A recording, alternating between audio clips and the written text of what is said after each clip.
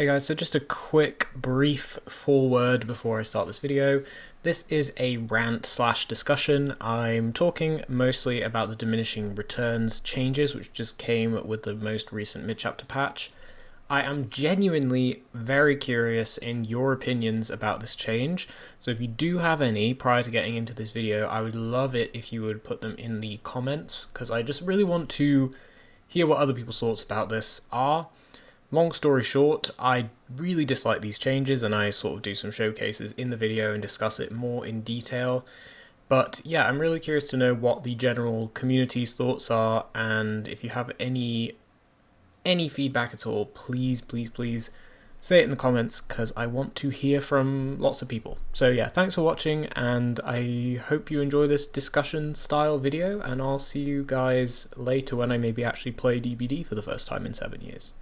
Peace. Hey guys, and welcome back to another Dead by Daylight video, and today I wanted to have a bit of a discussion video. I wanted to talk a bit about one of the recent changes in the game, which I think is honestly just terrible. And I wanted to give some opinions about it and just discuss it and showcase some things and just talk about why I'm not really personally very happy about this update. The update in question is the Diminishing Returns update. This was just released with the last mid-chapter, which was 9.6, and that update came out a few days ago. I think literally this Tuesday, just gone, so like four or 5 days ago, at the time of recording. And I wanted to talk about this because I really think it's one of the worst base game changes they've ever made to the game, at risk of sounding very overdramatic. I've been playing Dead by Daylight since 2018, so I've been playing for 8 years now. I received my 250,000 thank you blood points as a result of being here for 8 years, which felt like a bit of an undersell, but yeah. And it's not to say that my opinion means more than anyone else's, and there are people who have played longer than me, and there are people who have played for a couple of years and are better than me, but I've seen this game transition through many different phases, and there have been plenty of updates which I have thought were terrible, that were either pushed to the live server or never made it.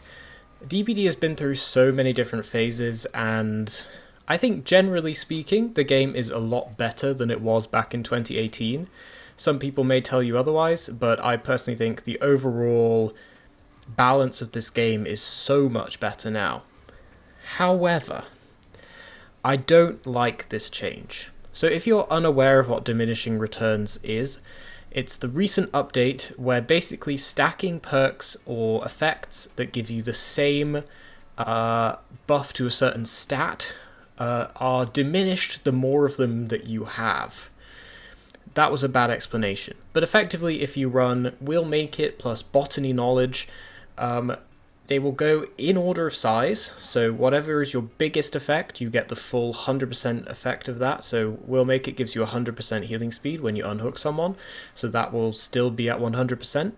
But the second perk that provides you the same buff, in this case healing speed, will be diminished by 50%.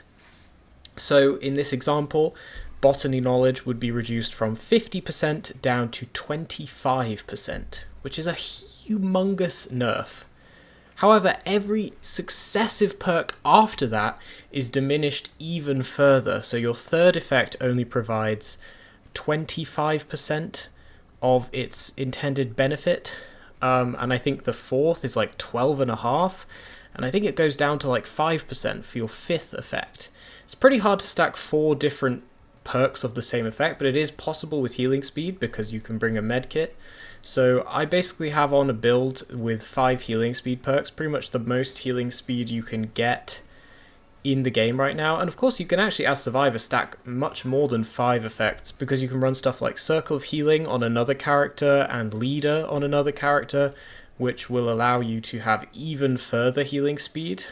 Also Better Than You, another one. Basically all this is to say that I think Diminishing Returns is really bad for build diversity. which is ironic because one of the things they listed as an intention for this update was build diversity. And that part I can't really understand because this basically limits you to running a single perk of each effect. Stacking 2 healing speed perks is such a waste of perk slots now because having a 50% reduction is so bad that there is almost no argument to be made that it is worth having that perk in the slot. The only exception is if the secondary effect is so much speed that it gets nerfed to still a reasonable amount. So if you have 2 sources of 100% healing speed, then it's okay. But it's still a humongous difference from having 200% healing speed to having 150%. But as I said, running Will Make It and Botany will mean you have 125% speed, which sounds great, but then you realize that the vast majority of that comes from Will Make It. And then the question is, do I think it's worth running a healing speed perk that only gives me 25% healing speed? My answer to that is no. So then it's like, okay, well, I'll run an exhaustion perk. And then you end up just basically building the same build that everyone runs already. My biggest question about this change is I can't really understand where the concept came from in terms of limiting builds, which I personally don't think are even that popular. I rarely see people running these specialist builds, as they call them. You know, on occasion I see someone running a fun build, like Autodidact or something crazy like that, but I very rarely see someone stacking 4 healing speed perks or multiple healing speed perks. The most you might get is someone running Will Make It and Botany, which is why I keep using that as an example, because I don't think it's out of the realms of possibility that people run those 2 perks together because they're 2 fairly popular perks. But the vast majority of players are running builds which don't have duplicate perks. People will be running Botany, Windows, Finesse, Lithe, Adrenaline, Unbreakable, Decisive Strike. If they want to do gens, they might be running Hyperfocus and Stakeout. But none of these perks stack already, and these are the most popular builds. If you go to any stat website or look at official behavior stats, they haven't done too many recently, but the most popular perks are not perks that are the same thing. They are different perks, because most people who are playing solo queue or playing with friends, who are playing to win, are using these builds. People who are playing to have fun and do unique different builds are probably the ones who are going to be affected by this change, which is why I don't think it's having any impact, or at least the intended impact. The other thing they said, and this is the only part that is maybe understandable, but I think is heavily flawed, is that they stated that this would increase, like, design space, right? So they could, in theory, create more healing speed perks, or they could buff existing ones without having to worry about the stacking and potentially creating, like, a critical mass, if you will. This works for some things. So they implicitly stated that this would let them buff the base kits of killers without worrying about how that will interact with perks. That part makes more sense because killers do have a base kit. So if you increase the haste that Trapper gets when he sets a trap, you then maybe don't have to worry about how that interacts with Play With Your Food. And then ultimately you don't have to nerf Play With Your Food because things will work on a killer by killer basis. A killer that already has haste in their kit will by default get a nerf to any haste perks they run, whereas a killer who does not have haste in their kit will be able to utilize stuff like Play With Your Food to the full effect.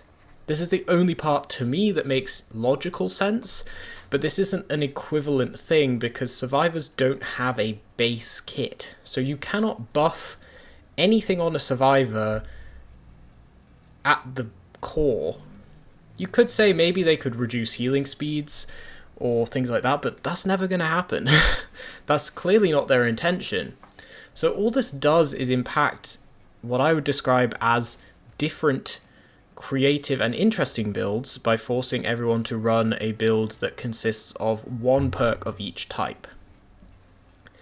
They specifically said as well, which is baffling to me, that they wanted to bring specialist builds more in line with generalist builds. Now, first of all, I'm going to say, what the hell is a generalist build and what the hell is a specialist build? I understand what they're saying, but they're saying it like these are common terms in the community. I don't think anyone says this. I've never ever once been like, oh, hey bro, you running a specialist build today? Oh yeah, man, I've got a specialist healing speed build on. I'm not saying this. Is that what Swifts are talking about? Am I playing with the wrong people? The point is, though, I think this brings specialist builds not in line. It drops them way below. Do you want to know why? Because you literally cannot make a specialist build anymore.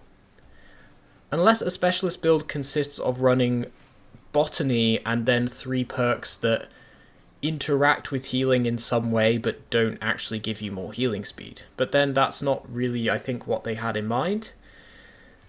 But if you want to run multiple healing speed perks now, you just really can't, and you probably shouldn't, because it's just a humongous waste, especially after the 2nd perk. So basically, I'm just going to quickly go into some custom lobbies. I have DBD open on 3 different accounts, 3 different platforms, because I have no friends.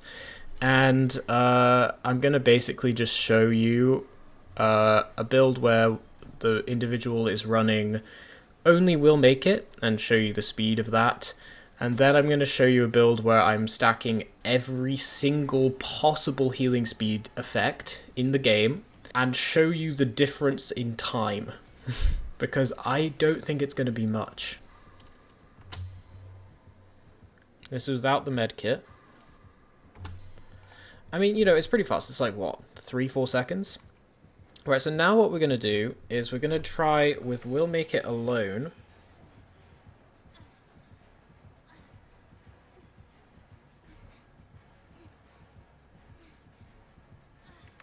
Okay, there you go. So people are going to be like, oh, it's actually way faster. But okay, I'll stop here and we'll discuss. We'll discuss further. Let me pull up a little calculator. Hopefully this is visible. Yes. Okay, so we have Will Make It, which is 100, and we have Desperate Measures, which is 40. We have Botany, which is 50. We have Empathic, which is 35. I didn't do the medikit in the end, but we had Dying Light, which is 33. We had Leader, which is 30. We had Better Than You, which is, I think, 16. And we had Circle of Healing, which is a hundy. I think it's a hundy. So we had 404% of additional healing speed, which equals we were healing at 504% speed, which if we do 1 times 5 we'll just do 1 times 5 roughly. So we were healing 5 charges per second, which if this was normal, we would be healing someone in 3.2 seconds. If we can do a bit of working out. I mean, this will take me forever, but I'll skip ahead for you. So our biggest is 100%, and then our second biggest is 100% as well, which is Circle, so that gets reduced to 50. Now our next biggest is Botany, which is 50. That would get reduced to 25% of 50, which is 12.5. Our fourth biggest gets reduced to 12.5% of its value, and I believe it was Empathic Connection, which is 35%, yeah. So 12.5% of 35%. I mean, half is 17.5. Half of that is 8.5. Half of that is, 5-ish. So we'll say 5.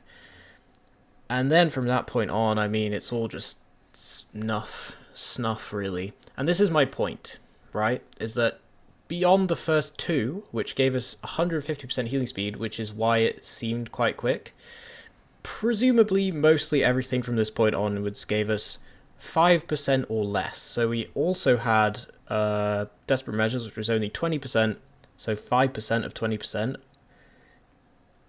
5% of 100 is 5.51, so it's like 1%. From, I mean, that is hilarious, right? 1%. Dying Light will have given roughly 4.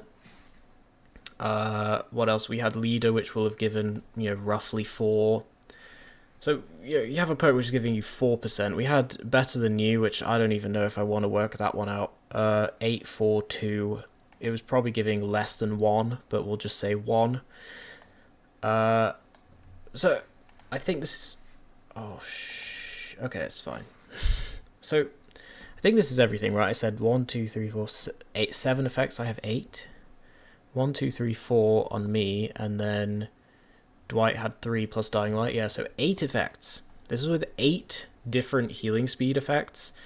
You can maybe get more, but that's pretty up there, right? And this is not including the medkit, which I didn't include in the end because add-ons do not contribute to this. So if you have a medkit with add-ons, you'll get 25% extra healing speed for free at most.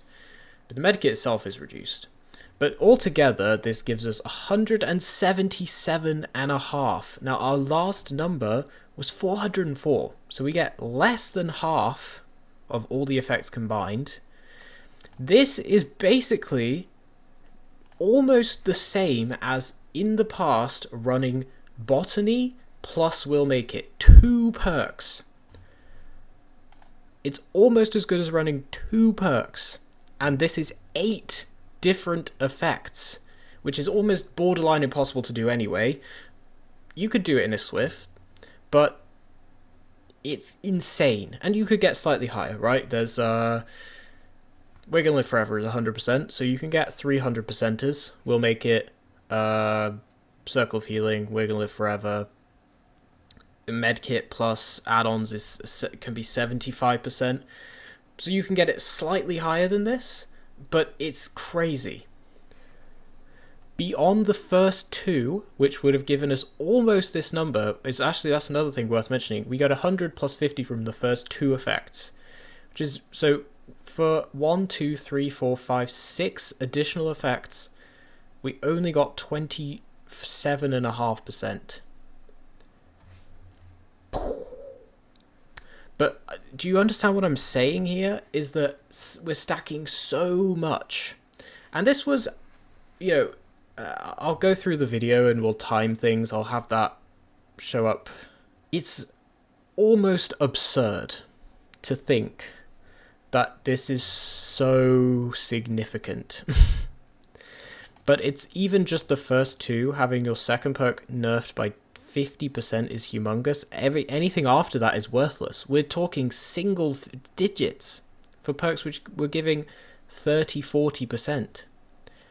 Is that not the most insane thing you've ever seen? Now, of course, this was the point of this change, but I don't understand. I'll bring this up again, and we'll talk about this a bit more, but I don't understand the point of it. Wants to bring generalist and specialized builds more close together, supports more build diversity so queue players can better adapt to pairings. They probably explained what this meant, but I don't understand what that means. Functionally cap limitless stacking. So there's more predictable limits, less abusive synergies. Again, it makes sense. I don't think any of the synergies in the game right now are particularly abusive. The worst examples are Swift's stacking haste, which is quite easy to do because you can run Blood Pact plus Teamwork Power of 2. And that would in the past have given you 12% haste as long as you're looping with each other. And 12% is basically enough to make it so the killer can almost never catch you. But that only gets nerfed by 2.5%. So people can still use that build and they will get 9.5% haste, which is different but not much. It's still giving you 10%. And as we saw with Made for This and Hope, 10% was the magic number.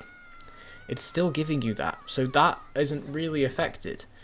What is affected is stuff like healing speed. Gen repair speed, it's problematic. So yes, we don't really need to stack it, but I'm just mostly concerned that you basically can never run 2 perks that do the same thing anymore. And when I say you can't run them, obviously I'm exaggerating, you can, but there's almost no value in doing it because the effect you get from the second perk is so minimal that I just don't really understand why you would ever want to. And it's a shame because there are other fun builds. Like, I was really wanted to do an unhooking speed build, and I never got round to it. And that just wouldn't be fun anymore because it wouldn't be as crazy as it used to be.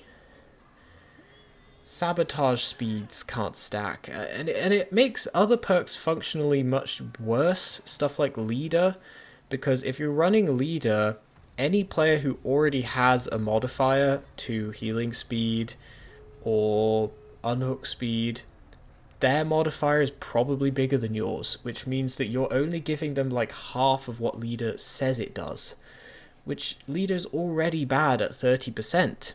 So it now giving you potentially 15% makes that perk even less encouraging. I just don't really see the benefit in it, and I don't really have a lot of faith in Behavior's balancing system, because they tend to balance 30 perks in a patch at most, but there are over 200. So many perks are being shafted by this. It kind of feels like then we need like a huge balance patch of like every perk needs to get a buff or a change or a rework. So yeah, I think this sucks. But yeah, please let me know what you think. I really, really want to know. And that's pretty much it. Goodbye, and thanks for listening to me ramble.